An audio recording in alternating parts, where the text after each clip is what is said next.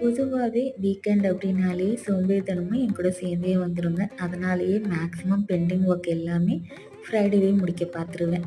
Because Saturday, Sunday அப்படின்னாலே எனக்கு நல்ல ரெஸ்ட் எடுக்கணும் அப்படின்ற ஒரு மைண்ட் செட் தான் இருக்கும். அண்ட் மீல் ப்ரிப்பரேஷனுமே வந்து பார்த்திங்கன்னா, சிம்பிளா ஒரு ஒன் பாட் ரெசிபி மாரி தான் மேக்ஸிமம் யோசிப்போம்னு வைங்களேன்.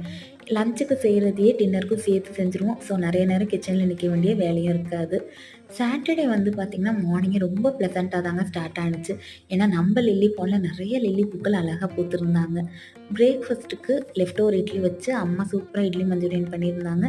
லஞ்சுக்கு veg biryani, cauliflower 65 and cucumber raita தான் நான் பிளான் பண்ணியிருந்தேன். டின்னருக்குமே அதுதாங்க. காலிஃப்ளவர் 65க்கு ஹப்பிமாவோட பக்கோடா கிறிஸ்பி ஃப்ரை மிக்ஸ் தான் நான் சேர்த்து செஞ்சுருந்தேன்.